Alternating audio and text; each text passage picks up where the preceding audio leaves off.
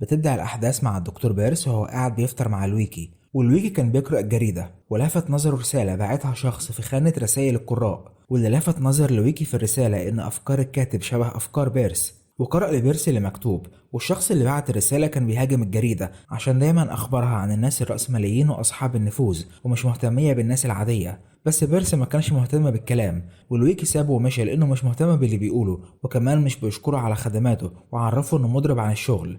ولما قام بيرس مسك الجريدة وبدأ يقرأ الرسالة، وفجأة تخيل قدامه شخص لابس ملابس جندي من الحرب العالمية. والشخص ده قال له: خدت بالك من الشفرة اللي في الرسالة؟ أكيد الكلمات الكبيرة والمعقدة اللي في الرسالة لفتت انتباهك إنها مش مجرد رسالة عادية. وبيرس ركز أكتر في الرسالة ولقى إنها فعلا عبارة عن شفرة سرية، وراح لمكتب المباحث الفيدرالية عند كيت وورى لها هي وزميلها دوني الرسالة اللي في الجريدة، وقال لهم إن الكلمة العاشرة في كل سطر من الرسالة لما بنجمع الكلمات دي جنب بعض بتكون جملة بتقول: هتبقى فخور بيا وهتشوف في الصفحة الأولى بكرة خبر واحد اتقتل، وكده هيتبقى 4 أشخاص، والجزار قال لي أبدأ بمين.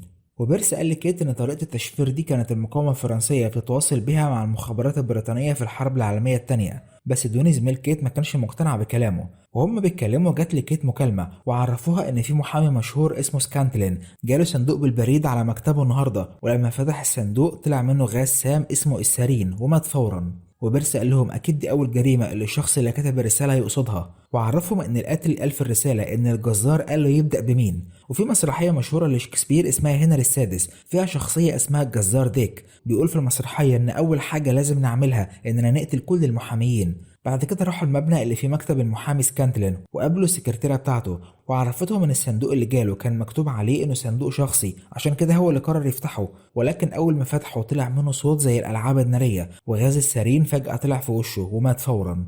وسألوها ان كان لسكانتلين اي اعداء، وقالت لهم سكانتلين كان محامي جنائي شاطر جدا وكسب قضايا كتير، واكيد ليه اعداء من الناس اللي خسروا قدامه، لكن مفيش حد معين اقدر اتهمه. ولما البوليس فحص الصندوق ملقوش عليه اي بصمات، وكمان ملقوش عليه عنوان الراسل. وكيت قالت انهم لازم يدوروا في القضايا اللي سكانتلين كسبها، وفضلوا يراجعوا القضايا اللي اشتغل عليها. وبيرس لفت انتباهه قضية سكانتلين كان كسبها، والقضية كانت لمدرسة رفع قضية تعويض ضد شركة مبيدات حشرية لأن الشركة تسببت في تسمم طفل من المدرسة. وسكانتلين كسب القضية وجاب غرامة كبيرة جدا على كلوسنر صاحب الشركة. وبيرس عرفهم ان غاز السارين السام اللي مات بيه سكانتلين بيقدر يتصنع من المبيدات الحشرية، يعني صاحب الشركة ممكن يكون فعلا هو القاتل. وفعلا جابوا كلوسنر صاحب شركة المبيدات وحققوا معاه، وكلوسنر قال لهم انه بنى شركته من الصفر وكبرها لوحده، مع انه ما كملش تعليمه وطلع بعد الابتدائية، لكن المحامي سكانتلين كان هو السبب في خسارة شركته. وكلوسنر قال لكيت انه استخدم مبيد حشر قوي استورده من المكسيك وكان شغال كويس، والمبيد ده فعلا قضى على الحشرات في المدرسة، لكن طالب واحد هو اللي اتصاب بتسمم. وكيت قالت له: المبيد اللي انت جبته مش مصرح بيه في امريكا لانه خطر، وعشان انت شايف ان سكانتلين ظلمك قررت تنتقم منه وخططت لقتله، وكمان بعت رساله في الجريده عشان تتفاخر بالجريمه بتاعتك. ووريت له الرساله وقالت له اقراها، بس هو اتوتر وقال لها انه ما بعتش حاجه وما رضاش يقرا الرساله. ولما اصرت عليه قال لها: انا نضارتي مش معايا. وبيرس كان بيسمعهم وشايفهم من بره، ودخل عليهم التحقيق وعرض على كلوسنر النضاره بتاعته، بس كلوسنر اتوتر ورفض ياخدها وقال له ان النضارات بتاعتهم مش زي بعض. وبيرس فهم المشكله اللي عنده وقال له: انت عندك صعوبة في القراءة. وكليسنر استغرب انه عرف حاجة زي كده وقال له: ايوه مظبوط. وبيرس قال له: عشان كده ما قدرتش تكمل تعليمك برغم انك ذكي وعملت شركة ناجحة. وقال لكيتو دوني: كلوسنر مش هو اللي بندور عليه، لانه عنده صعوبة في القراءة والكتابة، ومستحيل يكون هو اللي بعت الرسالة المعقدة دي للجريدة، لان بالنسبة له الكلام بيبقى كأنه عايم على الورق وداخل في بعضه فمش هيعرف يكتب حاجة.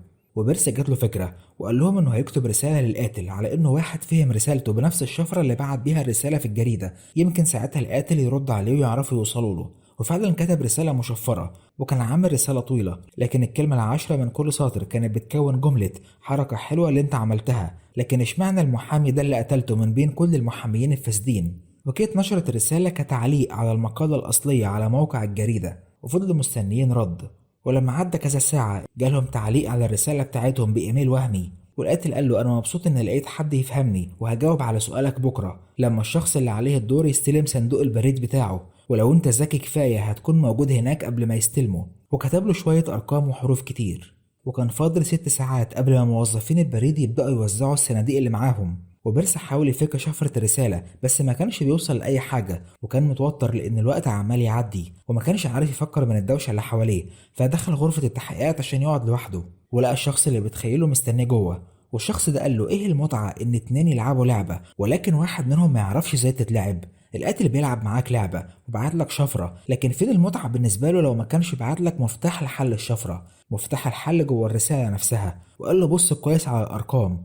وبيرس فضل يبص على الأرقام ويفكر لغاية ما اكتشف إن الأرقام اللي مكتوبة عبارة عن رقم وبعد منه رقم التربيع بتاعه وما بينهم 3 أرقام مختلفين، وبعده رقم والتربيع بتاعه وبرضه ما بينهم 3 أرقام مختلفين. وبدأ يشوف الحرف المقابل للرقم بالترتيب اللي الأرقام مكتوبة بيه لغاية ما كون جملة من الحروف اللي في الرسالة، وكانت الجملة هي فيرست مونيومنت. وفيرست مونيومنت ده اسم بنك مشهور في المدينة. وكيت بلغت زمايلها يتواصلوا مع البنك بسرعة ويقولوا لهم محدش يفتح أي صناديق بريد تجيلهم لغاية ما يوصلوا. ولكن قبل ما يتحركوا دوني جالها وعرفها إن جالهم بلاغ من شوية إن أندرسون مدير البنك جاله صندوق بريد من 10 دقايق، ولما فتح الصندوق اتصاب بالغاز السام لكن لسه ما ماتش وهو حاليا في طريقه للمستشفى بالإسعاف. بعد كده راحوا للمستشفى وبيرس كان عمال يلوم نفسه وكان شايل ذنب الراجل اللي هيموت، لانه لو كان فك شفرة الرسالة بشكل اسرع كان زمانهم قدروا ينقذوا مدير البنك. وكيت فضلت تهون عليه وقالت له انت مالكش ذنب، انت عملت كل اللي عليك. والممرضة جات لهم وعرفتهم ان اندرسون دخل في غيبوبة، وكيت كده مش تعرف تحقق معاه، بس بيرس قال لها في لسه طريقة نقدر نتكلم معاه من خلالها. وخلاهم يحطوا اندرسون على جهاز اشعة على المخ، وكان مخه ظهر لهم على الشاشة بره. واتكلم مع اندرسون لانه كان في غيبوبة بس سامع اللي حواليه، وقال له انت تعرضت لمحاولة قتل بغاز سام واحنا حاليا بنحاول نلاقي القاتل. انا هسألك دلوقتي كام سؤال، ولو السؤال اجابته ايوه عايزك تفكر في دماغك في انك بترمي كرة بيسبول، ولو اجابة السؤال لا عايزك تفكر في دماغك في مقطوعة موسيقية بتحبها. وسألوا اذا كان فاهمه ولا لا، وظهر لهم على الشاشة نشاط في جزء المخيخ، والجزء ده هو المسؤول عن توافق الايد مع العين، وده اللي بيحصل لما حد بيجي يرمي حاجة زي كرة البيسبول مثلا. يعني كده اندرسون بيقول لهم ايوه. وسألوا انت عارف مين اللي حاول يقتلك؟ وشافوا على الشاشة نشاط في قشرة الفص الجبهي للمخ، والجزء ده هو المسؤول عن تخزين الذاكرة الموسيقية في المخ. يعني هو كده بيقول لا ما يعرفش مين اللي حاول يقتله. وبيرس سأله إذا كان يعرف المحامي سكانتلين، وظهر لهم على الشاشة إنه أيوة يعرفه.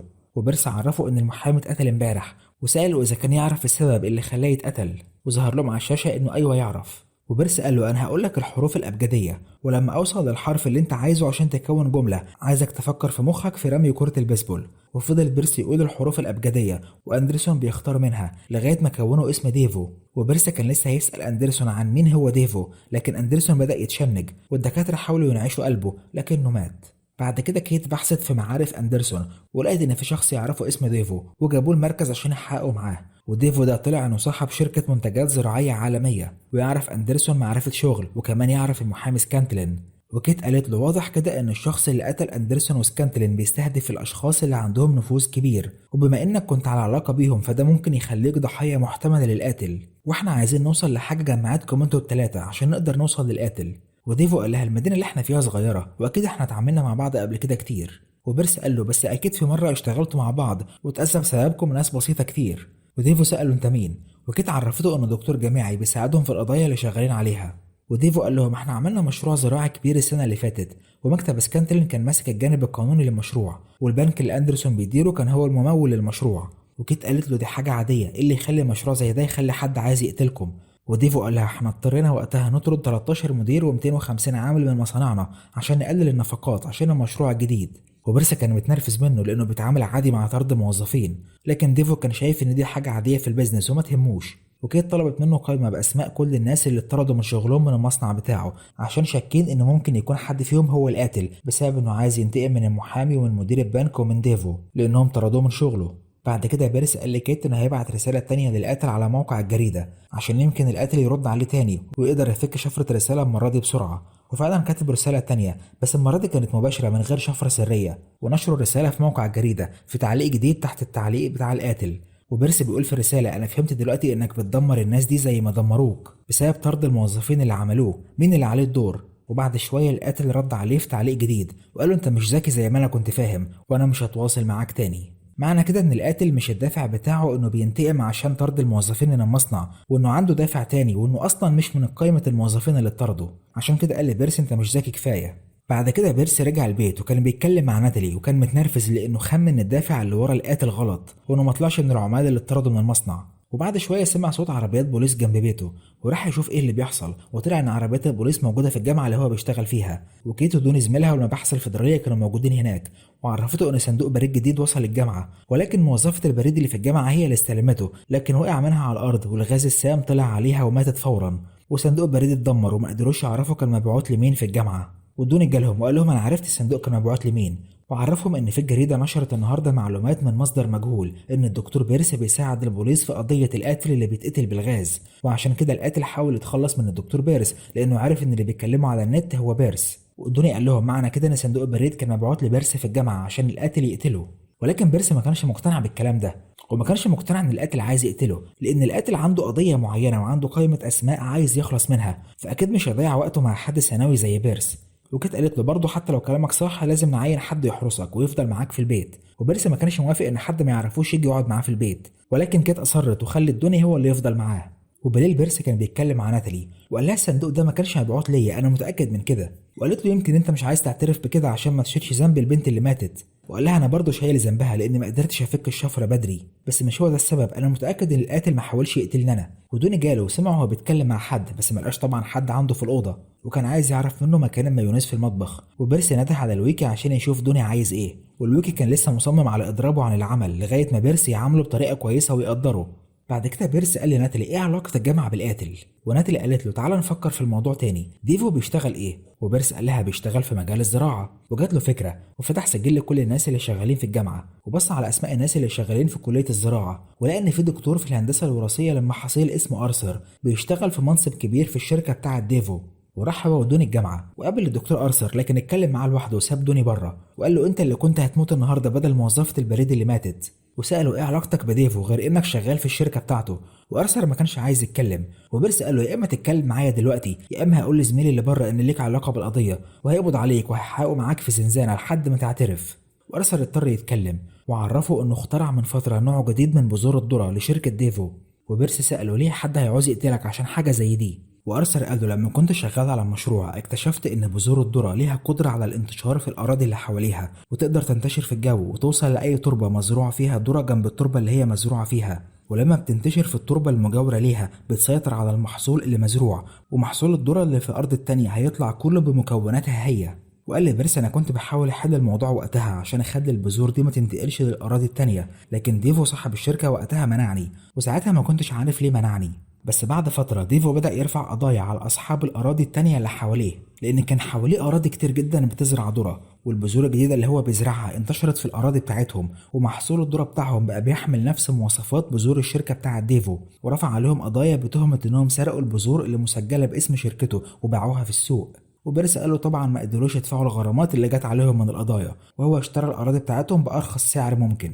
وارثر قال له فعلا ده اللي حصل، انا قلت لديفو وقتها انه لو ما تنزلش عن القضايا انا هبلغ عنه في وزاره الزراعه وهعرفهم ان هو كان عارف وخطط للموضوع كله من الاول. وبيرس قال له لكن انت ما عملتش كده لانه عرض عليك منصب كبير في شركته واكيد كمان ادالك رشوه كبيره. وارثر حاول يبرر اللي عمله وقال له انت عالم وعارف ان الابحاث اللي بنعملها بتحتاج فلوس كتير تمولها، ولكن بيرس كان مستحقره على اللي عمله وما سمعلوش وسابه ومشى.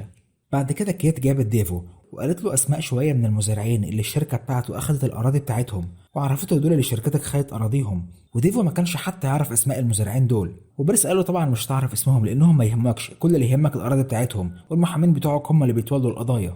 وكيت قالت لديفو المحامي سكانتلين هو اللي مسك لشركتك القضايا ضد المزارعين، واندرسون والبنك بتاعه هو اللي حجز على الاراضي بتاعتهم لصالح شركتك. وديفو كان شايف ان العمل مجرد بيزنس وانه مش جريمه ولا حاجه. وكيت قالت له المحكمة هتشوف اللي انت عملته انه محاولة احتيال على الناس، وعشان كده هنتحافظ عليك دلوقتي وهنحطك في السجن الاحتياطي. وقالت له كمان بما ان القاتل لسه ما اتقبضش عليه يبقى اكيد انت اللي عليك الدور، وحاول تساعدنا عشان نعرف نقبض عليه لو خايف على حياتك. وديفو قال لها ان بعد ما شركته اخذت الاراضي من المزارعين كان في يوم عامل اجتماع مع مجلس الاداره، واتفاجئ بواحد من المزارعين اقتحم الشركه وفضل يزعق ويشتم، لكن حراس الامن خرجوه بره المكان. بعد كده دوني عرف ان المزارع اللي اقتحم الشركه اسمه بول، ولكن طلع انه محبوس من 3 شهور ومحكوم عليه ب8 سنين سجن بسبب محاوله سرقه بنك، يعني اكيد مش هو الشخص اللي قتل المحامي ومدير البنك. وبيرس قال لهم بس ممكن يقول لنا مين هو القاتل، وقال لهم كمان فكروا معايا ليه القاتل يبعت رساله مشفره في الجريده، الا لو كان المكان اللي عايز الرساله تروح له هيفتح الرسائل اللي بتيجي ويقراها الاول زي السجن،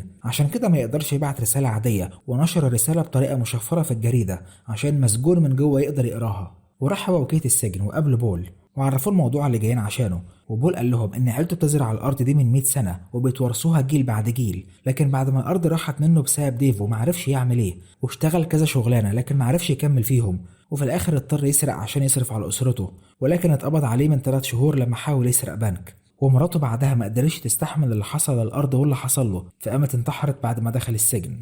وكيت قالت له احنا جينا لك بخصوص ابنك ايدي. وبيرس قال له انا متاكد ان ايدي هو اللي كان بيبعت لك الرسائل اللي في الجريده. وبول قال له ايدي قال لي اتابع الصفحه الاولى، ولما عرفت اللي حصل للمحامي سكانتلين حاولت اكلمه بس تليفونه كان مقفول. وكيت سالته ليه ما كلمتش البوليس وعرفتهم اللي بيحصل. وبيرس قال عشان طبعا ما تقدرش تبلغ عن ابنك. وبول قال لهم بعد ما المزرعه والارض بتاعتنا اتاخدت مننا ايدي اتغير جدا، لكن في الاصل هو طيب ومسالم. وبيرس قال له واضح كمان انه ذكي. وبول قال لهم فعلا هو ذكي لانه خلص الجامعه في 3 سنين وكان ناوي يحضر للدكتوراه، لكن بسبب اللي حصل لنا ما بقاش فيه فلوس يصرف بيها على الدكتوراه واضطر يشتغل مدرس رياضيات في مدرسه ثانويه. وجيت قالت له احنا عملنا تحريات عن ابنك وما بقاش بيروح الشغل من شهر، وكمان ما هواش موجود في البيت بتاعكم. وقالت له انت لازم تساعدنا اننا نلاقيه قبل ما حد تاني يموت. وبول قال لهم هو كان على طول بيروح الارض اللي ورا ارضنا الزراعيه يقعد مع نفسه هناك. وكيت وبيرس راحوا على هناك وفعلا لقوا خيمه كان ايدي عاملها في الارض، وكان ساب لبيرس رساله على الشجره وبيقول في الرساله انا بقيت كتاب مفتوح قدامك، دور في عقلك ولما تفك شفره الرساله هتفهم.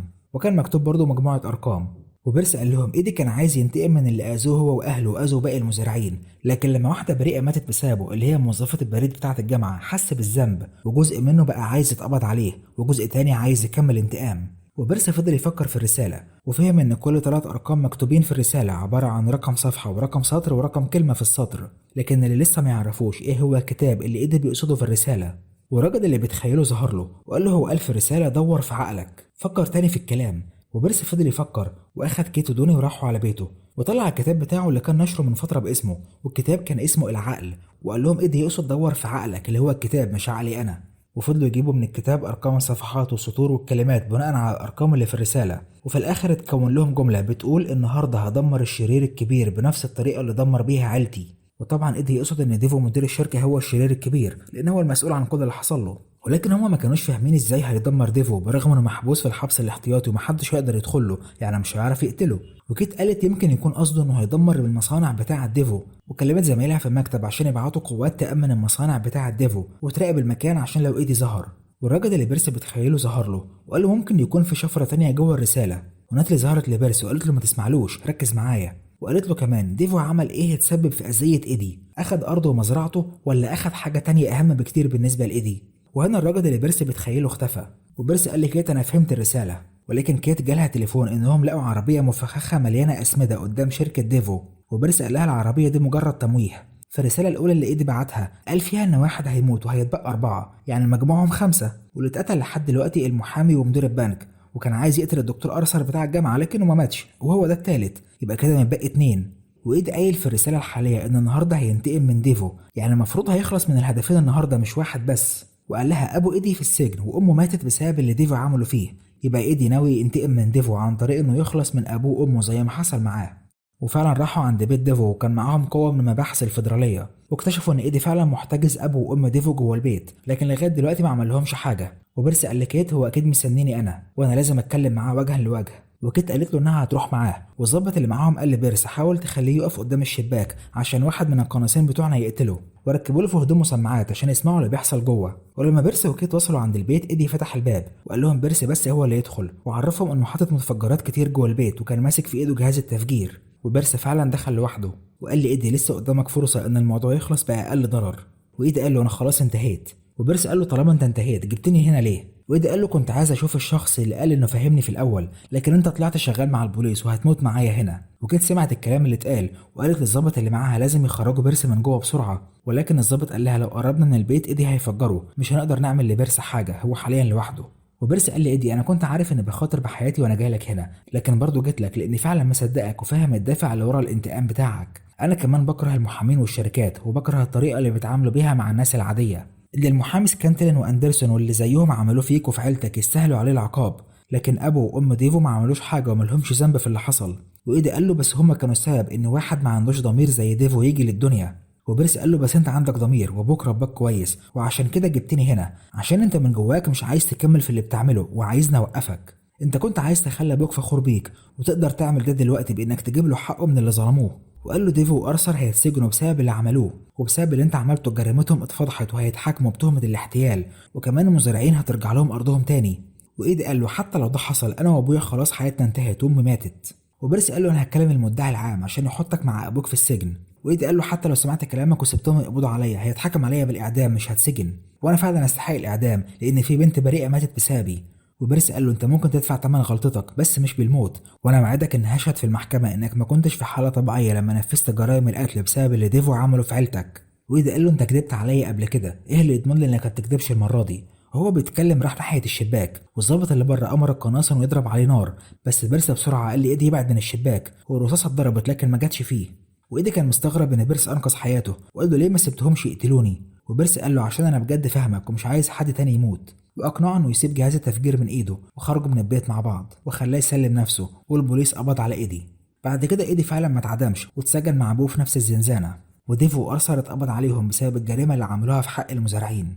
اما بيرسي بدا يحسن معاملته مع لويكي وبقى ممتن للخدمات اللي لويكي بيعملها له. وخلصت الحلقه، اتمنى تكون قصه الحلقه دي عجبتكم. عرفوني في التعليقات رايكم، هل استمر في حلقات المسلسل ده ولا كفايه عليه كده ونجرب حاجه مختلفه؟ على العموم المسلسل لسه فيه حلقات كتير، لو عايزين نكمل باقي الحلقات عرفوني في التعليقات، واهم حاجه ما تنسوش تعملوا لايك لو الحلقه عجبتكم. سلام.